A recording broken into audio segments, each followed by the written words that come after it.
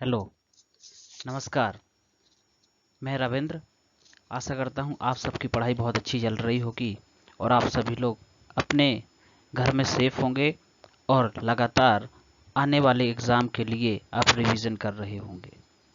तो ये वीडियो उन लोगों के लिए है जिनका एग्ज़ाम CHSL 2020 का होने वाला है आने वाली शिफ्ट में। तो इसमें हम देखेंगे कि अभी जो 12 तारीख और 13 तारीख की शिफ्ट हुई है उसमें किस तरीके का पैटर्न रहा है, कहाँ से क्वेश्चन पुटअप कर रहे हैं और हमको किस तरीके का माइंड सेट करके आगे पेपर देने जाना है और हम क्या इस दौरान कोई ऐसी स्ट्रेटजी बना सकते हैं जिससे हमारे कुछ मार्क्स इंक्रीज हो जाएं। तो इसी बारे में हम जानेंगे और देखेंगे कि सेक्शन वाइज हमको अब क्या करना है, किन चीज़ों पर फोकस करना है, कहाँ से सवाल पूछे जा रहे हैं और हमको किस तरीके से उनको प्रिपेयर करके रखना है। तो दोस्तों सबसे पहले हम बात करेंगे कि जो 12-13 तारीख को पेपर हुआ है उसका लेवल कैसा आ रहा है। तो सबसे पहले अगर हम बात करें इंग्लिश सब्जेक्ट की, तो इंग्लिश एज यूजुअल जैसे कि पिछला ईयर रहा है, जो प्रीवियस ईयर का है हमारा, जो TCS लगातार ले रही है और इंग्लिश का लेवल वही आप कह सकते हैं कि इजी की तरफ रहा है। चाहे आपका CGL का हो 19 वाला या फिर CHSL 19 वाला हो और चाहे मेंस का पेपर हो, जो उसमें लेवल रहा है वो ठीक ही था, यानी कि आप मॉडरेट से नीचे रख सकते हैं, यानी कि ईजियर साइड। वैसे ही सेम लेवल आ रहा है दोनों शिफ्टों में, दोनों दिन हमको यही देखने को मिला है कि जो इंग्लिश में आपको कोई भी चिंता करने की ज़रूरत नहीं है अगर आपने प्रीवियस ईयर को कर रखा है तो आप बढ़िया से उसको कर ले जाएंगे।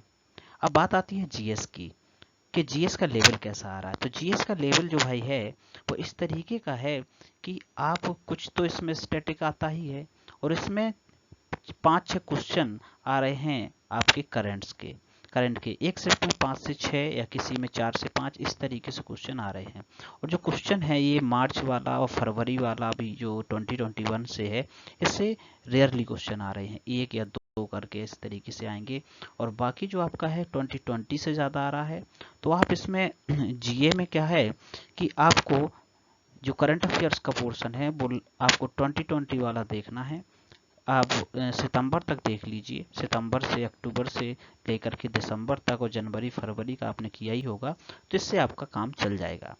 अगर मैथ की बात करें तो मैथ्स में ये देखा गया है कि कुछ जो क्वेश्चन है 25 में से आउट ऑफ आप मान लीजिए लगभग 4 से 5 क्वेश्चन ऐसे होंगे जो आपको परेशान करने वाले। परेशान का सेंस ये है कि कैलकुलेटिव है, थोड़ा सा जो वैल्यूज की है डायरेक्ट आपको हिट नहीं करेंगे। आपको परसेंटेज पूछेगा तो फ्रैक्शन में देगा और अगर रेशियो पूछेगा तो डायरेक्ट नहीं होगा, उसमें भी फ्रैक्शन में आएगा। और अगर एडवांस से पूछेगा, जैसे मान लीजिए ज्योमेट्री से पूछ रहा है, तो आपको इस तरीके से सवाल देगा, आपको थोड़ा सा उसमें वक्त लगेगा। तो आपको करना क्या है कि माइंड सेट करके जाना है कि अगर आप टैकल नहीं हो रहा है क्वेश्चन मैथमेटिक्स का वन गो में, तो आप उसको जल्दी ही स्किप कर दें और नेक्स्ट पे बढ़ जाइए। ठीक है, तो यानी कि मैथ का लेवल जो है वो आप मॉडरेट से ऊपर रख सकते हैं, यानी कि मॉडरेट से हाई के बीच में इसमें रहेगा।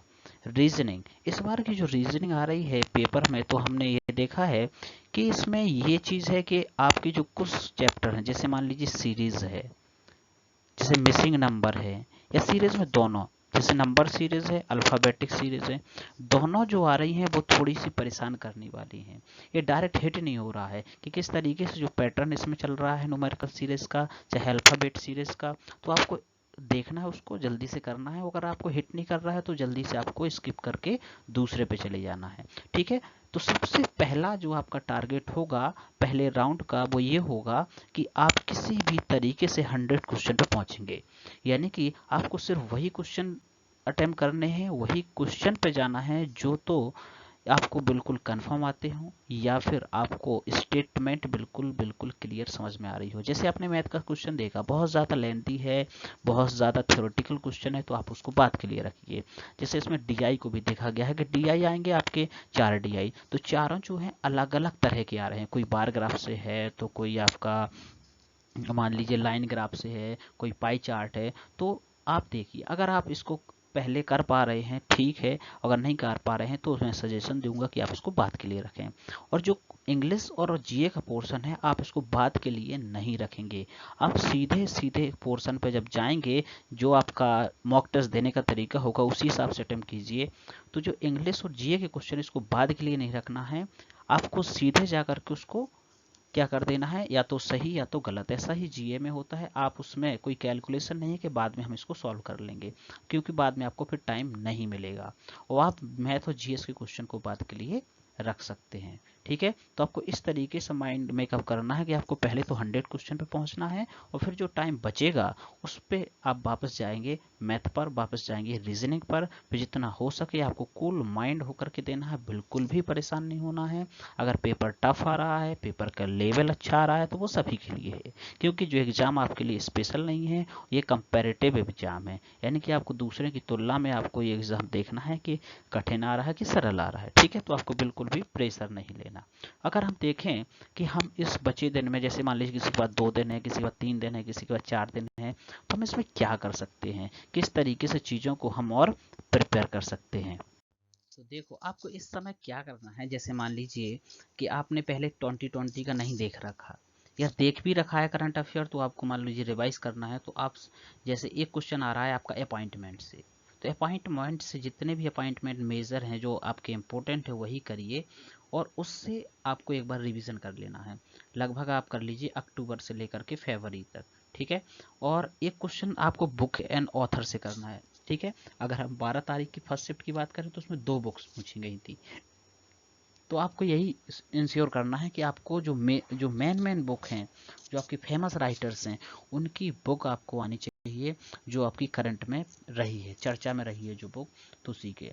ठीक है, इसके बाद है इंडेक्सेस। तो इंडेक्सेस से भी आपका एक क्वेश्चन आएगा कि आपका कौन सा भारत का स्टैंड उसमें क्या रहा, इंडिया का पोजीशन पूछेगा, तो आपका उसमें याद रखना है। जैसे ह्यूमन राइट इंडेक्स हो गया, जैसे आपका करप्शन परसेप्शन इंडेक्स हो गया, जैसे आपका हैंडले पासपोर्ट इंडेक्स हो गया, और जैसे आपका इकोनॉमिक फ्रीडम इंडेक्स हो गया, चाहे आपका कोरोना परफॉर्मेंस इंडेक्स हो। तो ये सारे जो इंडेक्स हैं वो सारे के सारे आपको एक बार गो थ्रू हो जाने हैं।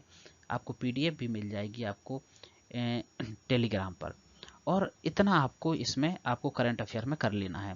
और करंट अफेयर के साथ अगर स्टेटिक जीके की बात करें तो स्टेटिक में आपको क्या करना है कि जो आपकी नेवियर कंट्रीज हैं, नेवियर कंट्रीज जैसे पाकिस्तान हो गया, बांग्लादेश हो गया, जैसे आपका अफगानिस्तान हो गया, नेपाल भूटान हो गया, तो इसमें आपको देख लेना है national word, national emblem and national animal.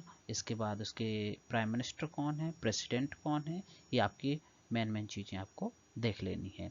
और इसके अलावा आप एक चीज़ और कि जो स्टेट है, स्टेट की आपको राजधानी कैपिटल याद होनी चाहिए। कैपिटल एक पूछी गई थी पहले जो शिफ्ट था उसमें, तो आप कैपिटल एक बार देख लेना।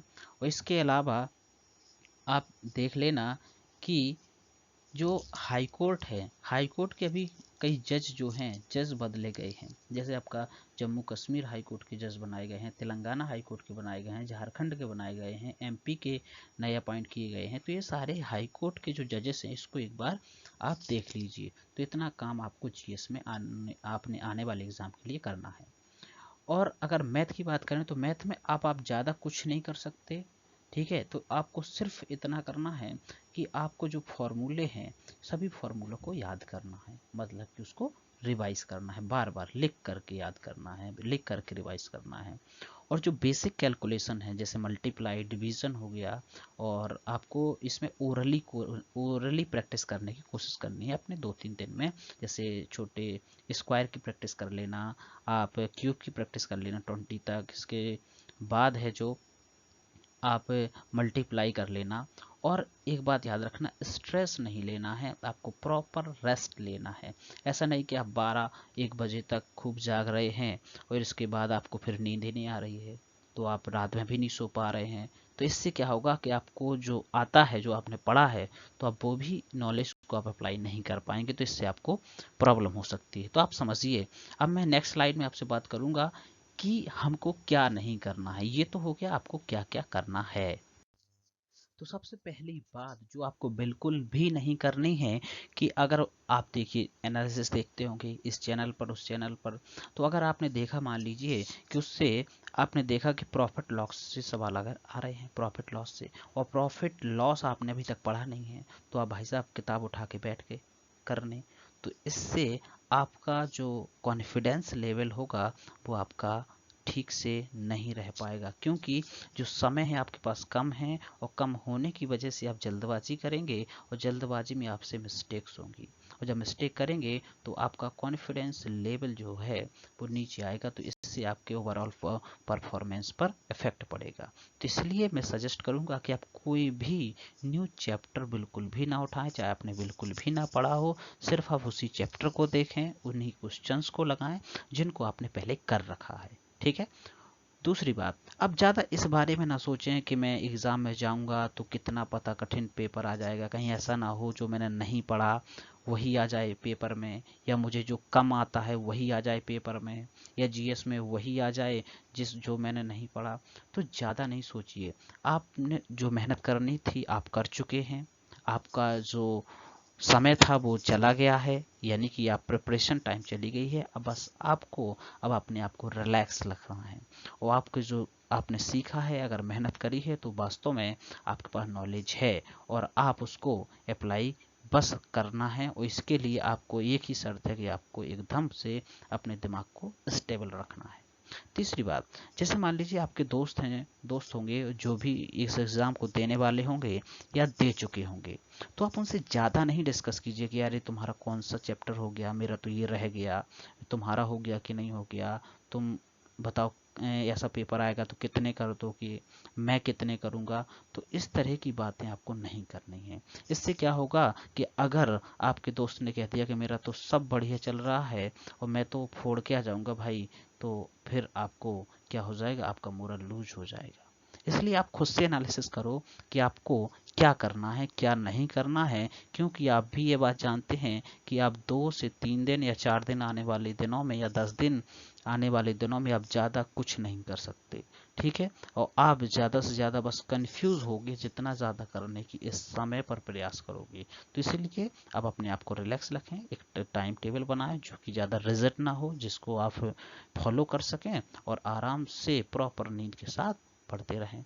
इसलिए आपको, और एक बात और सबसे इम्पोर्टेंट, कि जिस टाइम स्लॉट में आपका पेपर है, आप एडमिट कार्ड देख लिए होंगे, अपनी टाइमिंग भी देख लिए होंगे, तो उसी टाइम स्लॉट में आपको बैठ कर के, अगर इस समय आप मौका नहीं लगा रहे हैं तो आपको क्वेश्चन सॉल्व करने हैं, यानी कि उस समय पर आपको पढ़ाई करनी है, अपने दिमाग को एक्टिव रखना है। कहीं ऐसा ना हो कि आप उस समय पर, जैसे मान लीजिए दोपहर में है और दोपहर में आप सोते हैं तो फिर वहाँ पे आपका दिमाग पता चले कि वो काम नहीं कर रहा है, आपको डिजीनेस हो रही है, तो फिर इसी चीज़ को याद में रखते हुए आपको याद रखना है कि आपको एक्टिव रखने की कोशिश करनी है। ठीक है। तो आपने वीडियो को पूरा देखा, इसके लिए आपका बहुत बहुत धन्यवाद। और अगर आपको लगता है कि कुछ इससे आपकी मदद हुई है या किसी और की भी मदद हो सकती है, तो मैं कहूँगा कि आप इसको शेयर कीजिए, और शेयर करके हमें सपोर्ट कीजिए। और अगर आपका कोई भी सजेशन है, या मैंने इस वीडियो के दौरान कोई भी चीज़ मिस करी हो, या कोई भी चीज़ आप करेक्ट करना चाहते हैं, तो आप मुझे कमेंट बॉक्स में बता सकते हैं, तो फिर मैं उसको करेक्ट कर लूँगा। Thank you. और यहाँ पे एक चीज़ और, कि अगर आप मुझे कोई वैसा सवाल है आप मुझसे पर्सनली पूछना चाहते हैं, तो आप मुझे तो या तो इंस्टा पर भेज दीजिए या मेरी मेल आईडी पे भेज दीजिए, तो मैं उसको करने का प्रयास करूँगा। Thank you.